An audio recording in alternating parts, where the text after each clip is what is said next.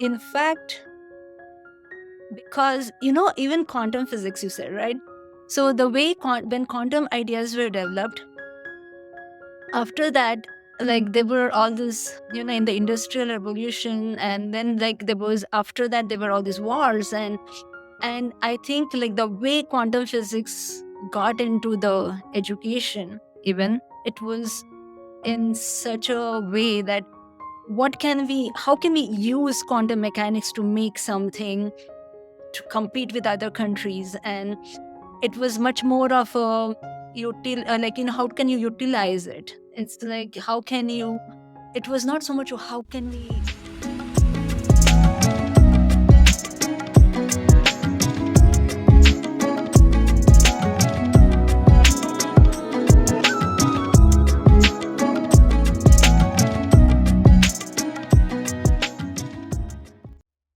Welcome, everyone, to the Spiritual Forum. I'm so here, and I'm so excited about today's guest. I'll just have a really, really short run up. I just want to thank Susanna for donating to the Spiritual Forum podcast, prayer, and retreat ministry. And speaking of the retreat, I do host a whole planet spirituality retreat every year in October at Unity Village in Missouri. And if you're interested in learning more about that, it's on the website now, thespiritualforum.org/retreat.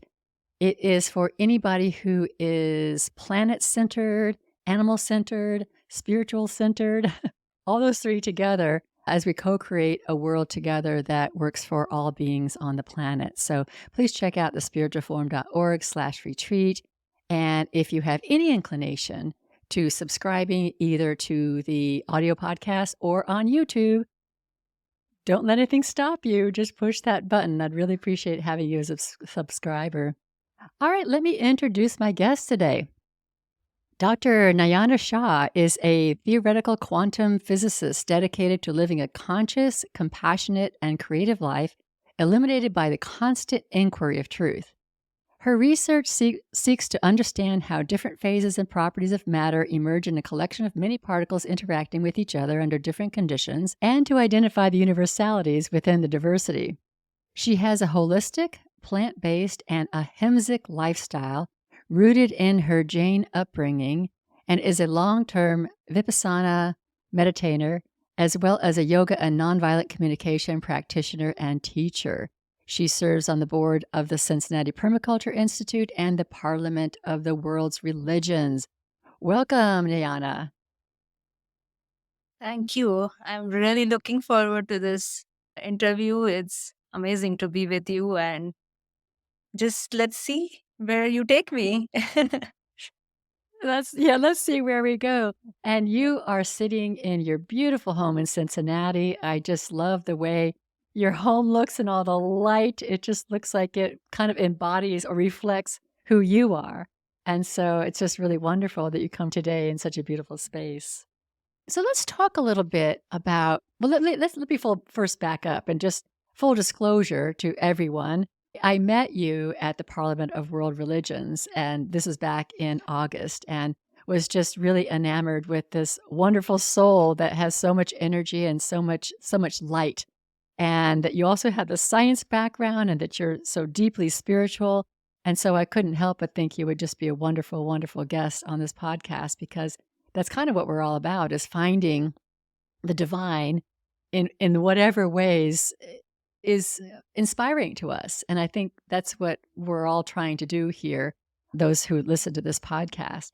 So I'd love to talk a little bit about your Jain upbringing and what that was like and how that has influenced your life.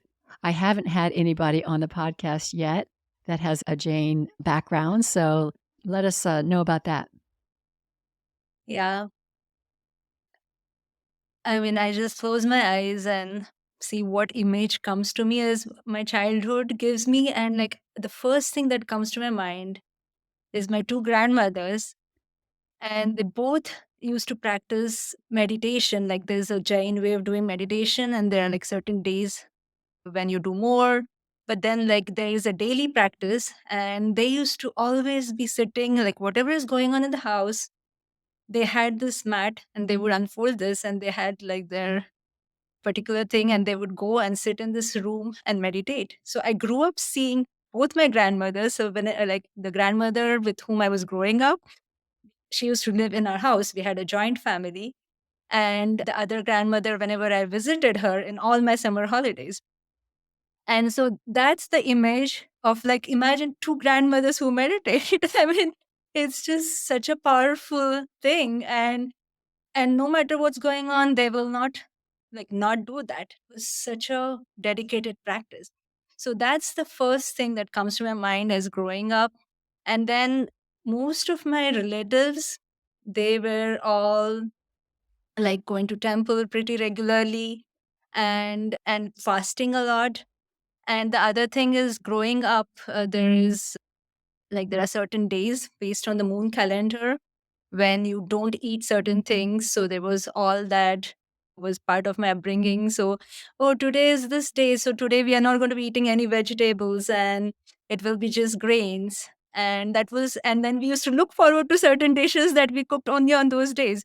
So the food part is also a very important part in the Jain upbringing, because we were following all these things of certain days when we don't eat like green vegetables, and certain like there are periods in the year around the time which is called Paryushan, when we don't, like, for a month or more, like it depends on how much you are into it, but there are like people who practiced it for many months or so.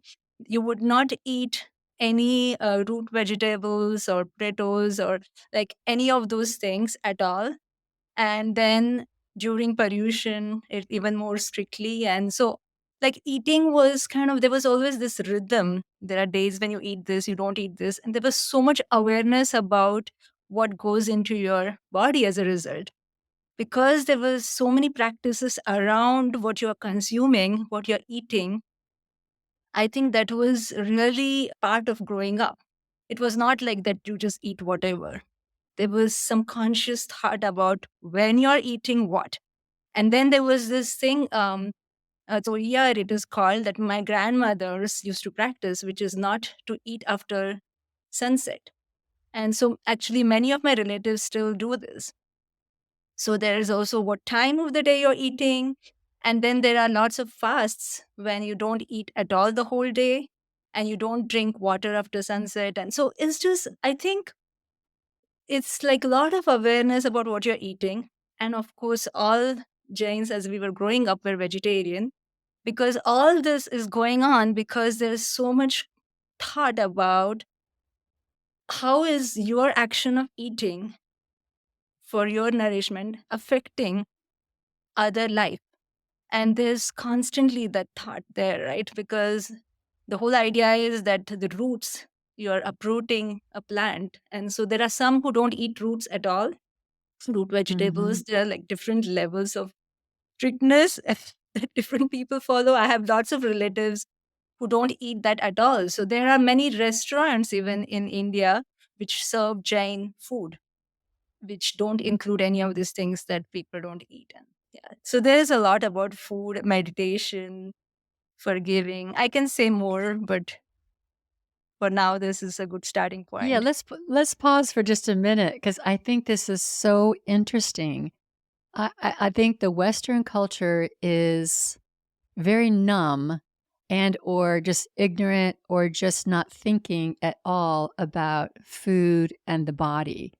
It, it, I mean, I've actually just fairly recently learned a lot more about it than I did my entire upbringing. Just what kinds of food are doing what in your body. And the idea that there is a religion or a spirituality or a culture that's very connected to this kind of food I'm putting in my body for this reason at this time, and then at another time I do something different. It's just very, very, very aware of the body, which I think also puts the soul and the spirit in the body. Like you're an embodied person versus we in the West tend to either overemphasize our body in terms of beauty and that kind of thing, or we're very disconnected from it. We abuse it horribly. So I just think it's really, really an interesting practice. I'd really love to learn. You may or not know this, but there's a rhythm to what you all ate and what days and all of that. Yeah. Did you know the reason behind it? Why sometimes this vegetable was okay and sometimes it wasn't? Did you know the biological reason behind it? Yeah, I mean, yes. So usually, like to some extent, I'm sure there is like a much more detailed theory than what I know. But I think like there's a lot about what season is going on. So during rainy season, when there is much more life around, the chances of you hurting other life is much higher. So during that season, you're much more conscious about what you're taking because everything is flourishing and like even the microorganisms Okay. and so like I think there is something about the season and yeah, I mean, and lot of it actually is also linked to your own health. So I think like the Jain practitioners, whoever came up with all these ideas, they realized how we are so connected. So when you don't harm other beings, you're not also harming yourself. And like it's not like separate. And so I think it kind of connects really well, that it also works well for your body. So it's not just that, oh, you are like mistreating yourself because you care so much about all other beings. I think the idea is that when you are doing that, when you are caring about all of life, in fact, you are also caring for yourself. And there's no separation really. And that's kind of the beauty of it. I think that if you think of all the things that are done in Jain religion, like biological or health reasons, they all work well too. So there's a lot of fasting, and we know now like how fasting is so powerful. And so I think so to some extent there's also that, and like it's just like if you cannot do it all the time, then there are certain days when you can do this. At least your body gets a break, and the plants get a break from being consumed. And like I think it's kind of there's this rhythm, and so there are lots of deep reasons probably that you can keep thinking about. But I think it's kind of more or less being in tune with your body and the life around you is the idea, I think. Yeah, I completely get that. I get the layers now. And just the idea that you're so aware of the life that you are putting into your body and what that is. I'm a Unity minister, and Unity was founded back in the late 1890s, but the founders, Charles and Myrtle Fillmore, they practiced ethical vegetarianism at the time. And the early Unity teachings were really focused on ethical vegetarianism, not as a you must, but part of it was about spiritual development, it was about ethics. It was about being universal love. It was about, how do we create a world of peace if we're harming other beings? But Yeah. there was all this metaphysical part, which is what you're putting in your body. It's going in your body. I mean, do you really think about it? So uh, s- if you're putting anything that was harmful, that caused, torture, or that was exploitation, these kinds of things that we do to animals, that energy is going into your body. And so then where does it go? What is now it's in here. And so it was really the teaching was really largely part of like cleansing the soul as well as the body. Yeah. Yeah, very much so. Because there's all this connection. I mean, fasting is also so much for your mind as for your body, and all this awareness and what you're putting is affecting your spiritual life too, right? What you're eating and like we're harming, as you said.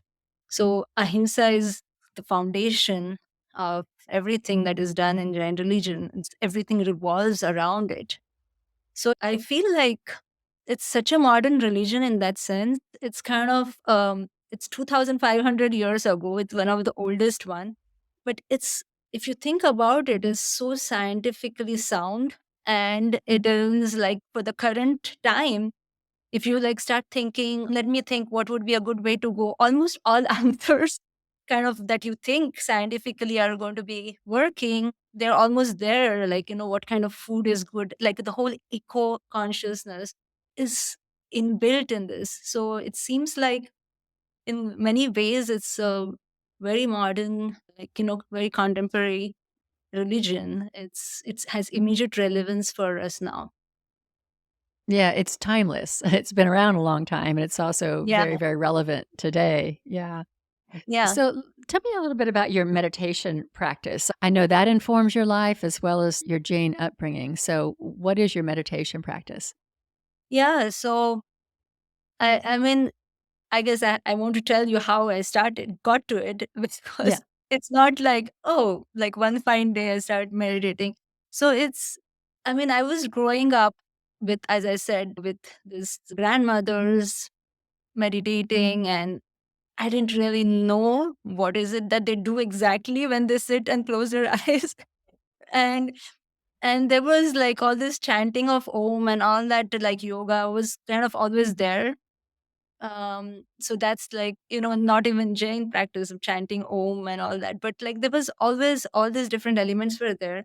And then I remember as a child, my uncle went for this Vipassana meditation course. And at that point, I remember for some reason we were visiting him just for that, or like all our family members, we were visiting this place called Sangli, which is like a much smaller town than where I grew up.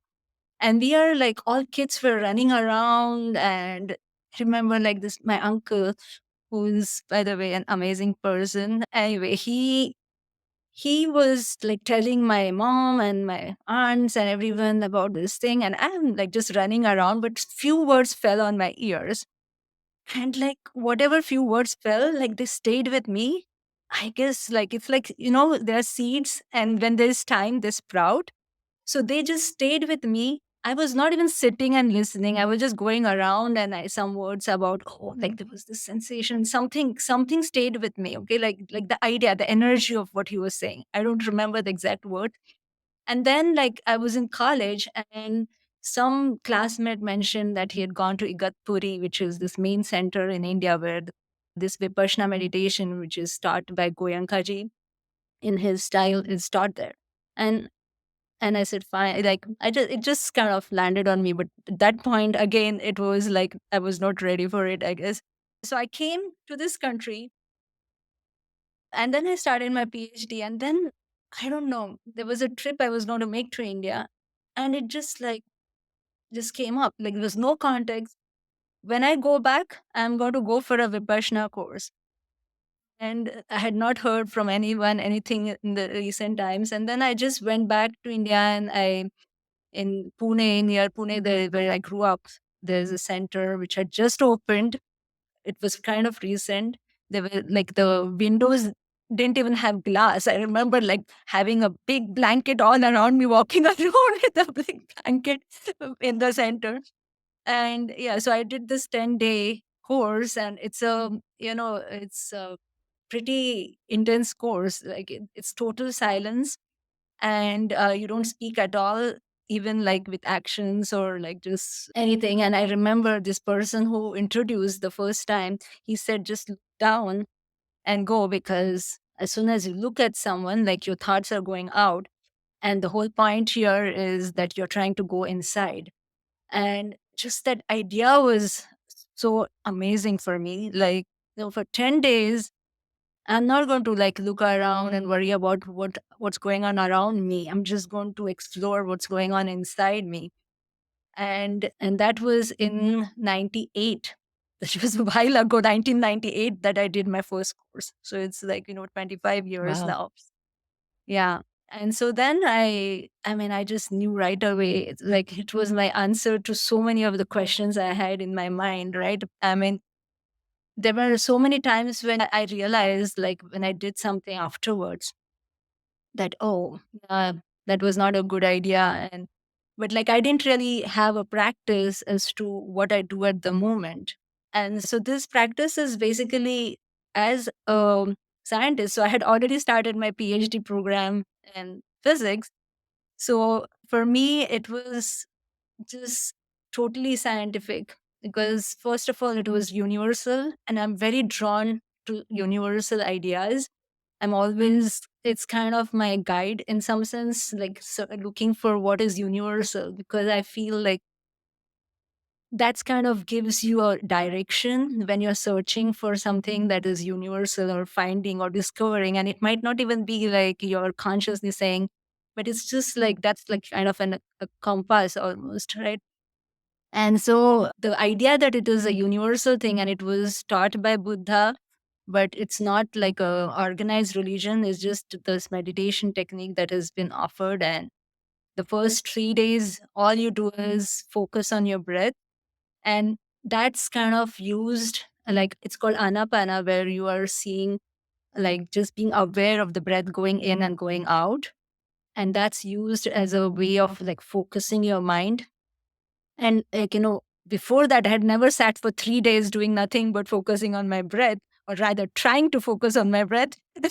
And so I think the idea was like I had that kind of focus of mind was never done. So it was clear something is going to come out that I have not experienced before. Or for anyone who goes for the first time, if they've never done this before, you have never found out for yourself what is it that you're going to find out when your mind is so much more focused than you've ever done before. Because we have not explored. There are like so many things, elements in our mind that we don't know, like what's the depth of our consciousness. And so that was, and like at the end of the third day, like 3 days of practice, then afterwards you get, they say, like you're getting Vipassana, which is like basically your mind is so focused now that you can actually be aware of like the fine subtle sensations all over your body, which I didn't even know existed. So it's like one of those big discoveries you make. Like as a scientist, imagine, like, it's like, oh wow, I cannot tell you, I was so amazed at this whole experience. It's like my discovery, right? Like for everyone, and everyone can do this universal thing. It's not like, I can do it and you cannot. And there's no, it's just the breath and the sensations which all of us have. And it's about just being aware of it and then understanding what's the nature of it. So it's like totally like the what like scientists are doing, right? You find something and then you're trying to understand how it behaves, what are its properties, and what laws it follows. And so this is like you're trying to find out for yourself, for all of it inside, what's the interaction between your body and mind, your breath, and you are your own lab, and like you are making your own discoveries. And it's just the depths to which you go in your discovery varies for different people. And yeah, so for me it was like a very powerful experience to discover what am I who am I what am I, what's my body, like my mind, and what is it capable of, and what kinds of habits it has formed, and what layers of conditioning I have. And so, yeah, at the end of it, like, I just was thinking towards the end of all the people I wanted to tell, like, oh, they should come and do this. And like, yeah, it's very powerful. And so then, since then, I have been practicing this. It's the foundation of all my practices. And it's like right now, as I'm talking with you, I'm doing it. It's just like most of the time of my life, I try to be aware of my sensations, and that's like an anchor for your consciousness almost. Okay. There's a lot that you just shared, and a couple of things I want to pull out. First of all, I think it's really, first of all, growing up with grandmothers meditating blows my mind. I think Yeah. that is so cool. And I'm a new grandmother. I've got to think about who do I want to be for my grandchild, and wouldn't it be cool if she watched me meditating? Like that's what's her memory is. And I think that's so interesting that your grandmothers gave you that gift, that this is kind of a part of life. That this is not like a separate thing that they do. This is something that is a part of their Yeah. life that they do every day, no matter what. What a fabulous example it is for you as a child growing up and seeing that. Yeah. And it reminds me of how we can be examples in our spiritual lives for all sorts of people just by, Yeah. openly practicing what we know. So that's the first thing. The second thing, I think when you talked about, was it your uncle who had these words that planted seeds? Right. Y Yeah, the very thing I wanna point out about that is I think that's also fascinating because I think a lot of us think that when we speak and share something, that if the person doesn't get it or something at the time, that those words went nowhere. And I think there's a lot of frustration sometimes when we wanna share something that we've experienced or something that we know or something that we know would be so helpful, and it's not really imposing so much, but it's like wanting to share joy, and it may or may not land. And but you don't know if it's landing or not. I think it's really important to know that Yeah. words can land, they can be seeds, and they're just growing in the consciousness of somebody. And then there may be somebody else that comes along that says something else, and then those seeds just start to sprout. So, your uncle who said those words wasn't there to see you sprout into this amazing meditator, but he started it. He planted those seeds. And it's so important for us to know that too, that whatever we're sharing, if it's coming from truth, coming from soul, coming from spirit, that we can just trust that it's going to go out and the soil of consciousness will take care of it and feed it, and that person will awaken to the idea in the right and perfect time for them. So I think that's really cool. Yeah, it's interesting you say that, and I'm just thinking, I was not even like his primary audience. Like, I was just running around. His audience was someone else. And you don't even know who will hear your words and how they will reach someone. And Right, amazingly, the people who were his audience, none of them did any meditation course. There was my mom, though, and none of, like, other my other relatives who were there in that room, none of them ever did, I think, Vipassana meditation. My mom was there. She did not do it right away. She did it after I started practicing and after I had done few courses and I was talking about it. So she had heard it from him, but then it reached me and then it went back to her. So it's just right. amazing who will pick it up, like what seeds will land on. I think it's just, we are all on a path, and each one has like the path of truth that one wants to walk on. And it's not like we sit and make a plan like, hey, this is my path. I think it's just like, as long as we keep going and remembering we are on a path and just being aware and kind of being aware of the fact that you're connected and receiving, be very open. Like, I received something from my uncle, and I didn't even, it just stayed with me. At that point, I didn't even know what was its significance.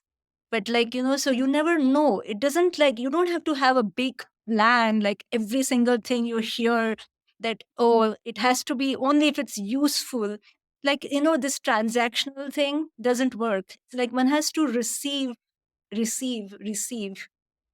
Just be open to receiving everything the universe is giving us. And the universe is acting through so many different people and animals and plants and trees. And I remember, like, there are times when, like, I just go and touch a tree. Like, I just feel like, oh, I want to touch that tree. Now, you would think, okay, what purpose does this serve? You don't know. Just like, I feel like one has to be open to connections with everyone, everything, every idea, and like just keep receiving. And that takes us on a path of truth.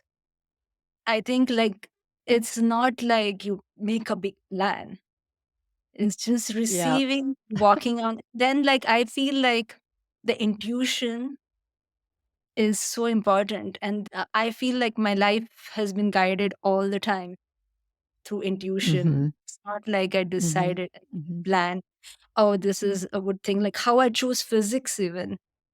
Everyone, all my friends went to become doctors in my class, all my close circle of friends. And my mom would have loved if I became a doctor, but she is always been so supportive of what I want to do. And some point, I just like liked physics, and I said, oh, let me start attending some classes till, we find out about the medicine thing. And I started going. And then, like, in one class, I was just sitting and listening, and I just wrote on this piece of paper, I'm going to do physics in my life. It's like, so I feel like I went there, I was open to receiving, something was happening around me, and something came to me. I feel like all of my decisions in my life have been like that. I I just feel like intuition has guided me where I need to go for my path of truth. I completely get that. I I think you made a really good choice picking physics.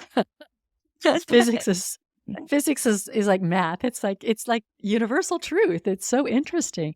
But Exactly. I wanna get back to, the receiving part because I think that's really, really important also for my listeners to get because the universe is constantly just pouring itself out. Life is constantly pouring itself out in so many ways in Yeah. every second of the day.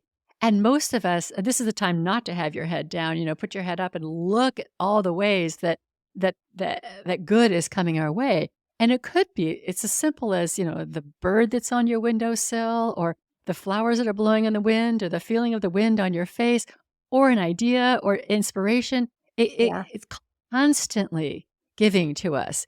And it's so unfortunate that we're closed to that and we're stuck in some sort of a smaller world and we're not seeing all that. We're not experiencing all that. We're not taking it all in that we get very, very discouraged and stuck in our little small world that is more in the energy of the material and whatever it is, goals or life purpose or whatever. Or the plan, like you mentioned. The universe doesn't unfold for us in a plan like, "Here you go, step 1, 2, 3, 4." It's like, for me anyway, my experience is, my next step is revealed and I take it, and then kind of the next step is revealed and I take it, and then I kind of enjoy what's there, and then Yeah. until I need something else, the next step doesn't show up, and then Yeah, it exactly. does. Yeah, exactly. That's how my life journey has been. And it's just amazing, science and spirituality, how for me, like, they are just, being open and curious and wanting to have a journey of inquiry. Both these paths, spiritual and scientific paths, they are basically sourced by that same thing that we are looking for, right? And so I think, like, at the heart, at the essence, they are totally connected. And so for me, like, they're just so aligned. Like, when I'm trying to study some systems and what properties emerge and what is universal, and when I'm like just trying to figure that out in the whole world, I mean, it's just part of my journey on truth. What I do for my research, physics research. But in itself, it cannot be complete. Like, I mean, how can, like, curiosity be such that, oh, I'm curious only about this particular material, but I'm not at all interested in knowing what happens inside of me? I mean, it won't be like full curiosity. I feel like imagine, like, and so I feel like it's Yeah. so important to have curiosity that is not like in compartments, and it's like flows through everything, and is there are no blocks and barriers. Just I'm as curious to know, like about plants and trees, and now that's another thing. Like, I have been, like, I was always very close to the earth, and I really feel this mother earth thing in me, but I didn't really know because I was doing physics and I didn't really spend time learning about anything. So now I've been doing permaculture design for a while, and learning about all that. So I think, like, whatever you need to know at that point, to find it. Just having the openness is what we need, I think. And thinking from the perspective of abundance and not scarcity.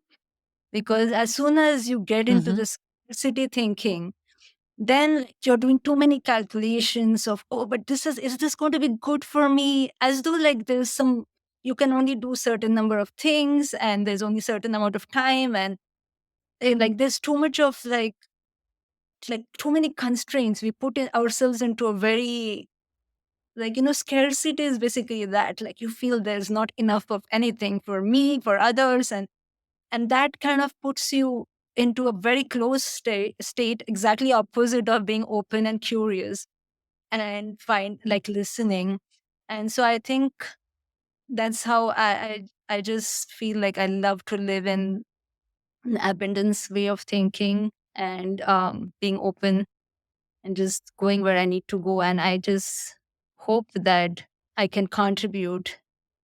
By doing that, I feel like I'm so connected to the universe that there's no way, but like the only way I can think about anything is always like what is going to be good for everyone and everything, because like you're so open and so connected. It's not like you plan, oh, I'm going to do this. That becomes your natural state. And I think that's what gives you the energy, and that becomes the source of energy, and you can do a lot of work, even like your time doesn't feel restricted because you're just receiving so much. Yeah, and just as we talk about your grandmother's being an example for you, you're living from an abundance consciousness and a consciousness of love and interconnectedness and understanding in that way. People see that and are affected by that. So I think you and we all have this. We all have this ability to just be. For me, I would say it's like the divine living through us and as us, and as we fully express it, it's a wonderful example for other people to also say, wow, what is that? That's the kind of life I want to be living. And so I think as you're living true to yourself in that way, you inspire a lot of people.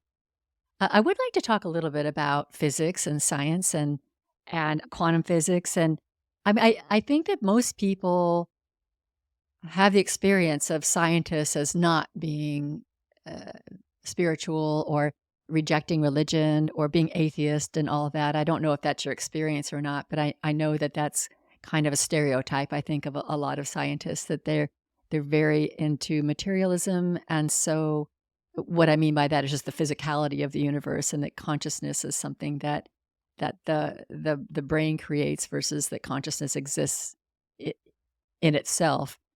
So I don't know if that's your experience of being amongst other physicists or not. Is it? You know, I don't think this stereotype is right. I mean, even if we just go back to all the different scientists who were like, think about Newton, think about Galileo, or think about Einstein, Yeah, and Einstein. uh, I mean, come on, like we see his quotes everywhere in every field, right? Right, right. I mean, and there were so many physicists also, like, who were asking all these questions. They were curious. And I think so the stereotype is what it is. It's a stereotype. And Uh-huh. I think it's more, in my opinion, I think it's the system that makes it so. So it's not so much the scientists. The system would like it to be that they are like that.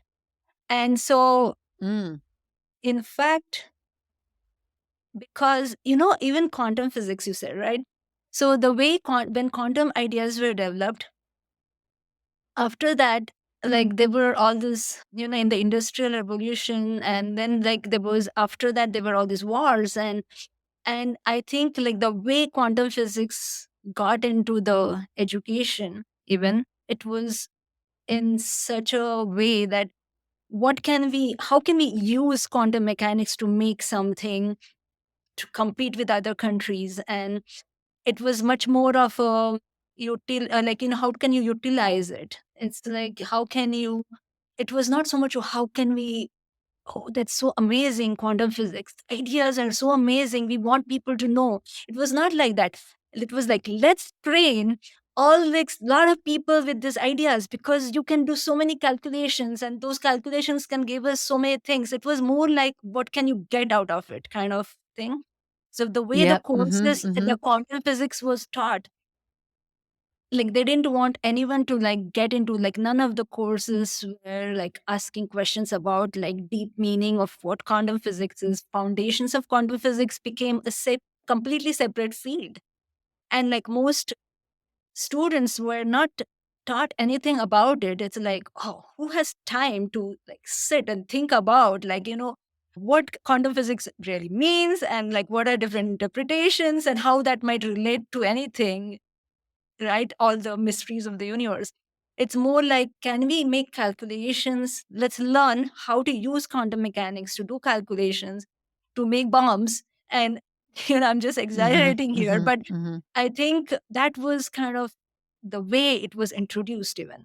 So, what I'm trying to say here is that it's the systems which kind of dictate what happens with, like, even like a beautiful topic like quantum physics can just become like the way we want to exploit nature. It's like exploiting quantum physics too. How can you take quantum mechanics and get things out of it? And like, Yes, yes, well, I completely get this. Yeah, it's the and so consciousness at which it's being looked at, yeah. yeah, no, I'm just saying that. So I don't think it's so much like the scientists, but it's the system that wants them to be like that. They want you to be like not asking all these questions, do your research, get us results, get us funding. And yeah, so the reason I'm so free is because I'm just not really answerable right now to anyone. The way I work is like I work independently, and no one is going to tell me, oh, this is how much research you should do, and this is how many papers you should write, and this is how much funding. But once you're part of the system, you have very little choice. And so I think some of them, I'm sure like a lot of scientists land up being not really feeling fulfilled at some point, because like they have to kind of, the system is pushing them to be like this when they are actually like this big and grand and have so many Mm, things. A lot of people who come in academia come like because they want to explore, but then I mean I think they do like, it's, and there are some who do manage to still be like stay like that and not get into the publish or perish kind of mentality. And so there are all sorts there, and like I just can say that all the people I have interacted with and have been amazing. I've made so many beautiful friends who are scientists and physicists. And yeah, so I just feel like, you just, a lot of times you just don't see the full humanity of the person. And then like all these stereotypes get formed because of that. And so I feel like I just love all the physicists with whom I have collaborated. And yeah, I just hope they will. I only feel like I hope they all find time to be fully themselves.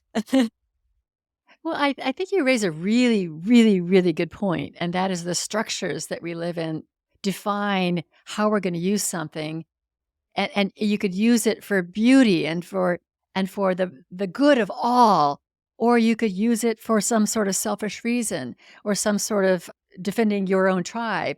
And I think the structures that we have are outdated, and it's where like science happens where the money is. So if the somebody with money wants you to research this X or Y, then X or Y gets researched, but maybe Z over here is the most amazing thing, but nobody really wants that. So the money's Exactly. not there. And so people end up having to kind of sell their souls a little bit because they have families and all, they're not bad people. They're just trying to make a living and all. Yeah. So it's really the structures. And I really think that what's going on the planet right now, I think that right now, a lot of these structures are being revealed as being not life-giving, not life-supporting, and that we're very possibly on this planet now to change these structures, to change these foundations. Yeah. In another Earth, another world will come forth with a whole different structure or no structure at all.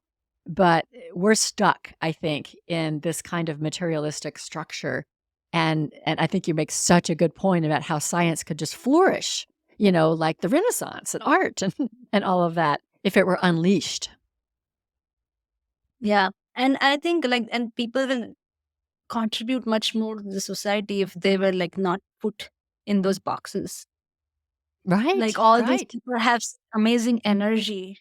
And yeah, so actually that's something very close to my heart. And I have been like for several years developing some ideas, receiving some ideas, I should say. Yes. from seniors, and I'm developing. Hopefully, one day we'll be talking again, and I'll be sharing with you all the things that I have been working on. I hope. Yes. Yeah, And I I love mean, that. because you have a vision of the world where it would go and could go, and how it could go there, and so yeah. Well, can you share what your vision of the world is? And no, actually, I feel like, I mean, of course, the vision is where there are connections and like what we would like to see, right? Like we all probably have the vision, but I Yeah. have some idea of we can I imagine how we can get there, and it's something I'm developing, and hopefully I'll have when the time comes. Everything has a time, like Okay. so when the time comes, I I'll understand. hopefully and I will love to talk with you again one day. But Yeah, yeah, so I okay. feel like That's fair. the systems are really changing. I mean, as you said, like, there's so much happening, and hopefully, like, yeah, we will evolve into something different. The way the systems currently are not really working the best. And I mean, the academia, I mean, it's Yeah, just and it's everywhere, and I think that we're going through these growing pains, and there's going to be a grab to hold on to these systems because there are many who benefit from it, and then they're going to want to keep them in place, and the rest of us don't really know how to create the new ones. But I think we're going through these like tectonic plates and consciousness and in our evolution, and I think we're on the planet at this time for a reason to help birth something new. At least that's what I think too. And that's actually kind of the theme of the retreat I'm doing in October is about the creative process and creating a world that works for all. And it's a mighty vision, but yeah. we could each at least put our consciousness in alignment with those ideas. We need to, yeah, as you said, like we have to free the whole thing from all this constraining systems. And yeah, I just feel very sad though as to like all those stories about scientists and about like people in academia having so many mental health problems, and or students even. And that's, I think, I mean, all this curiosity and this amazing research is somehow not giving them everything they want, because of maybe they're not able to really fully be themselves, because they're trying to be a part of this, Hmm. play a role in the system.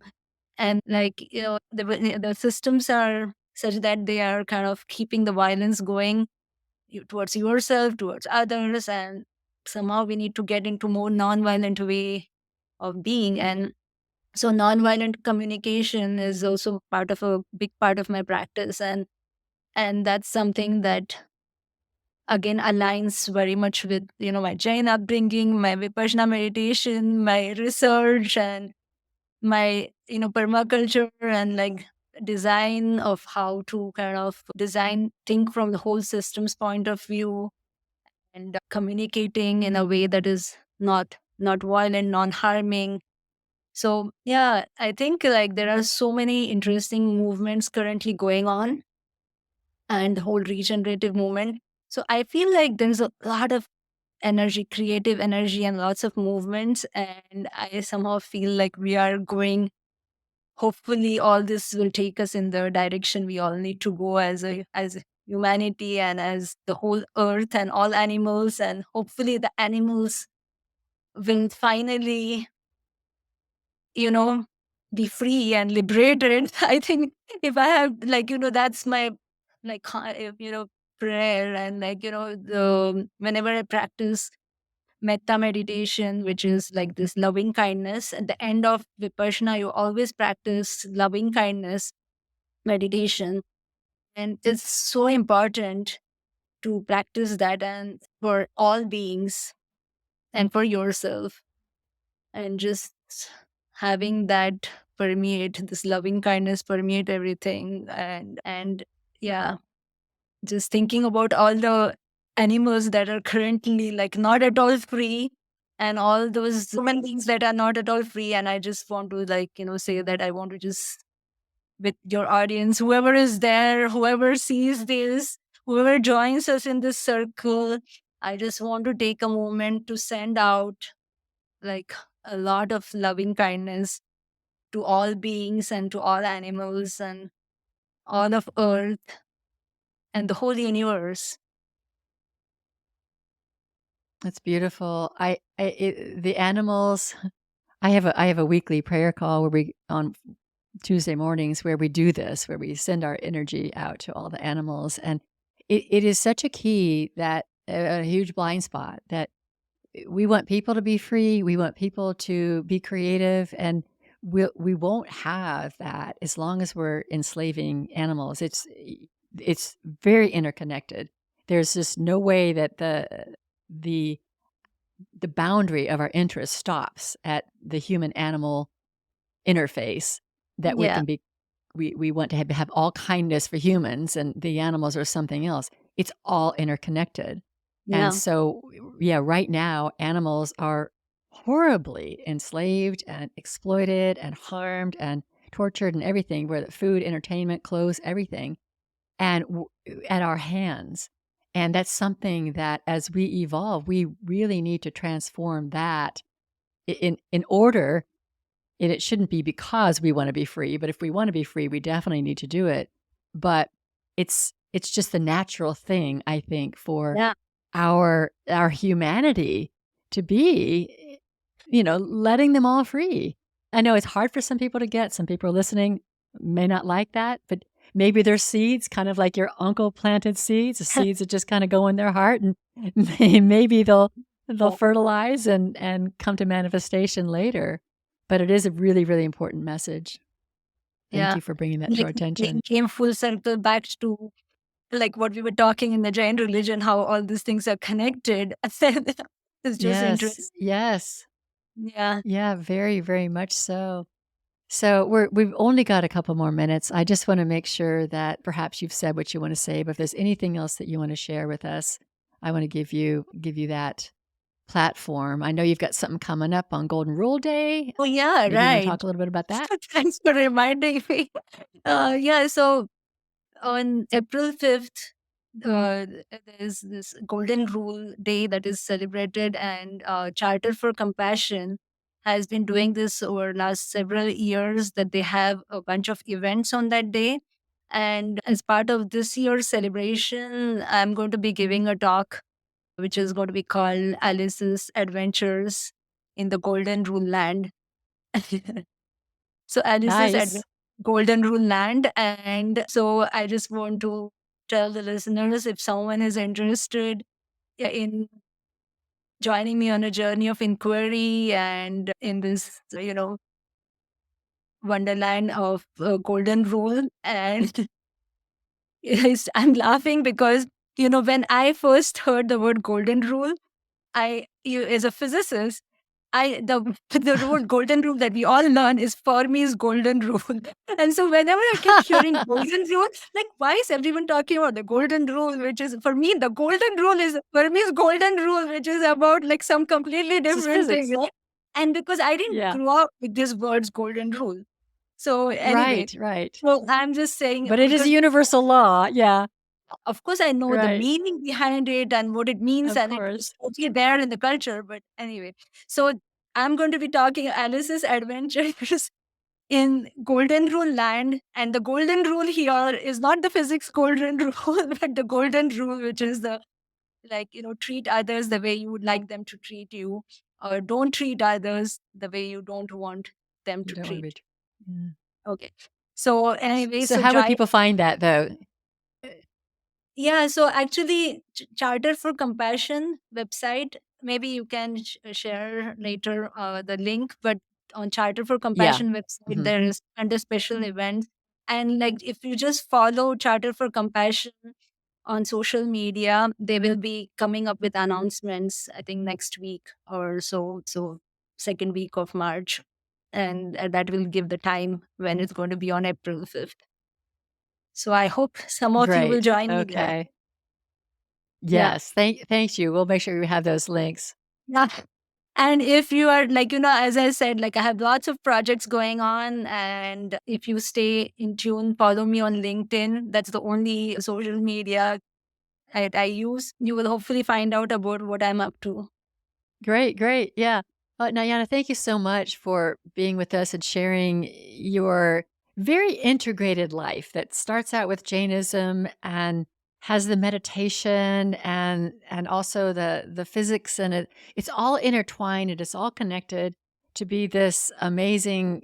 We live in an abundant universe.